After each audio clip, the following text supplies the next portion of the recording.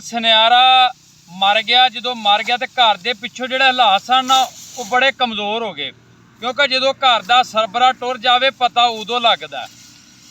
ਜਦੋਂ ਹਰ ਸ਼ੈ ਘਰ ਦੇ ਵਿੱਚੋਂ ਮੁੱਕ ਗਈ ਨਾ ਤੇ ਉਹ ਸੁਨਿਆਰੇ ਦੀ ਬੇਗਮ ਜਿਹੜੀ ਸੀ ਉਹਨੇ ਆਪਣੇ ਪੁੱਤਰ ਨੂੰ ਇੱਕ ਹੀਰਾ ਜੋ ਉਹਨਾਂ ਦੇ ਘਰ ਪਿਆ ਉਹ ਚੁੱਕ ਕੇ ਦਿੱਤਾ ਵੀ ਜਾ ਆਪਣੇ ਚਾਚੇ ਦੀ ਦੁਕਾਨ ਤੇ ਵੇਚ ਕੇ ਤੇ ਪੈਸੇ ਲੈ ਕੇ ਤੇ ਆਪਾਂ ਘਰ ਦਾ ਕੋਈ ਸੌਦਾ ਸੈਲਫ ਲਈਏ।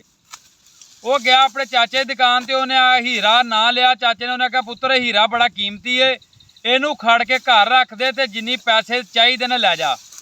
ਉਹ ਮੁੰਡੇ ਨੇ ਪੈਸੇ ਦੱਸੇ ਤੇ ਉਹ ਚਾਚੇ ਨੇ ਪੈਸੇ ਦੇ ਤੇ ਉਹ ਲੈ ਕੇ ਘਰ ਆ ਗਿਆ, ਮਾਂ ਨੂੰ ਦੇ ਤੇ ਆਂਦਾ ਚਾਚਾ ਦਾ ਸੋਨਾ ਸਾਸ ਜਿਹੜਾ ਹੀਰਾ ਨੂੰ ਸਾਂਭ ਕੇ ਰੱਖ ਲਓ ਤੇ ਆਪਣਾ ਪੈਸੇ ਨਾਲ ਸੌਦਾ ਲੈ ਲਓ। ਚਾਚੇ ਨੇ ਉਹਨੂੰ ਕਹਿਤਾ ਭਤੀਜੇ ਨੂੰ ਮੇਰੇ ਕੋਲ ਦੁਕਾਨੇ ਆਇਆ ਕਰ, ਤੂੰ ਕੰਮ ਸਿੱਖ ਤੇ ਤੂੰ ਵੱਡਾ ਹੋ ਕੇ ਆਪਣੀ ਦੁਕਾਨ ਬਣਾ ਲਈ।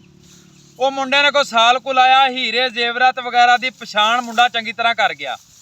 ਜਦੋਂ ਪਛਾਣ ਕਰ ਗਿਆ ਤੇ ਉਦੋਂ ਚਾਚੇ ਨੇ ਕਿਹਾ ਪੁੱਤਰ ਜਾਓ ਜਿਹੜਾ ਹੀਰਾ ਸੀ ਨਾ ਘਰ ਤੂੰ ਖੜਿਆ ਸੀ ਉਹ ਲੈ ਆ ਤੇ ਹੁਣ ਰੇਟ ਚੰਗਾ ਉਹਨੂੰ ਵੇਚ ਦਈਏ। ਜਦੋਂ ਮੁੰਡਾ ਘਰ ਆਇਆ ਤੇ ਮਾਂ ਨੂੰ ਆਂਦਾ ਵੀ ਚਾਚਾ ਆਂਦਾ ਜਿਹੜਾ ਹੀਰਾ ਪਿਆ ਸੀ ਉਹ ਦੇ। ਜਦੋਂ ਮਾਂ ਨੇ ਹੀਰਾ ਚੁੱਕ ਦਿੱਤਾ ਪੁੱਤਰ ਨੂੰ ਪਛਾਣ ਆ ਗਈ, ਹੱਥ ਤਲੀ ਤੇ ਧਰ ਕੇ ਆਂਦਾ ਮਾਂ ਇਹ ਤੇ 2 ਨੰਬਰ ਏ ਤੇ ਨਕਲੀ ਏ। ਲੈ ਕੇ ਚਾਚੇ ਕੋਲ ਆ ਗਿਆ, ਚਾਚਾ ਅਸੀਂ ਇੰਨਾ ਚਿਰ ਉਹਨੂੰ ਸਾਂਭ ਕੇ ਰੱਖਿਆ, ਸਾਨੂੰ ਉਦੋਂ ਕਿਉਂ ਨਹੀਂ ਦੱਸਦਾ ਵੀ ਇਹ 2 ਨੰਬਰ ਏ। ਚਾਚੇ ਨੇ ਕਿਹਾ ਪੁੱਤਰਾ ਗੱਲ ਸੁਣ ਲੈ ਮੇਰੀ, ਉਦੋਂ ਤੁਹਾਡੇ ਤੇ ਸੀ ਔਖਾ ਵੇਲਾ, ਅਗਰ ਮੈਂ ਉਦੋਂ ਆਖ ਦਿੰਦਾ ਤੁਹਾਡਾ ਹੀਰਾ 2 ਨੰਬਰ ਏ ਤੇ ਤੁਸੀਂ ਕਹਿਣਾ ਸੀ ਚਾਚਾ ਸਾਡੇ ਤੇ ਔਖਾ ਵੇਲਾ, ਉਹ ਤੋਂ ਫਾਇਦਾ ਚੁੱਕਦਾ ਝੂਠ ਮਾਰ ਕੇ ਤੇ ਜ਼ਿਆਦਾ ਨਫਾ ਕਮਾਉਣਾ ਚਾਹੁੰਦਾ, ਪੈਸੇ ਬਹੁਤੇ ਲੈਣਾ ਚਾਹੁੰਦਾ, ਸਾਨੂੰ ਥੋੜੇ ਦੇਣਾ ਚਾਹੁੰਦਾ। ਤਾਂ ਕਰਕੇ ਮੈਂ ਤੁਹਾਨੂੰ ਆਖਿਆ ਸਾਂਭ ਕੇ ਰੱਖ ਲਾ, ਹੁਣ ਤੂੰ ਵੱਡਾ ਹੋ ਗਿਆ ਤੈਨੂੰ ਪਤਾ ਲੱਗ ਗਿਆ ਇਹ ਅਸਲੀ ਨਹੀਂ ਇਹ ਨਕਲੀ, ਇਹਦੀ ਕੋਈ ਕੀਮਤ ਵੀ ਨਹੀਂ। ਮੈਂ ਨਾ ਅਸੀਂ ਬੜੇ ਸਾਰੇ ਰਿਸ਼ਤੇ ਸਾਡੇ ਤੇ ਇਸੇ ਤਰ੍ਹਾਂ ਹੀ ਹੁੰਦੇ ਨੇ, ਅਸੀਂ ਆਪ ਮੁਸ਼ਕਿਲ ਦੇ ਵਿੱਚ ਹੁੰਦੇ ਹਾਂ ਲੇਕਿਨ ਉਹ ਸਾਨੂੰ ਸੱਚ ਦੱਸਦੇ ਨੇ।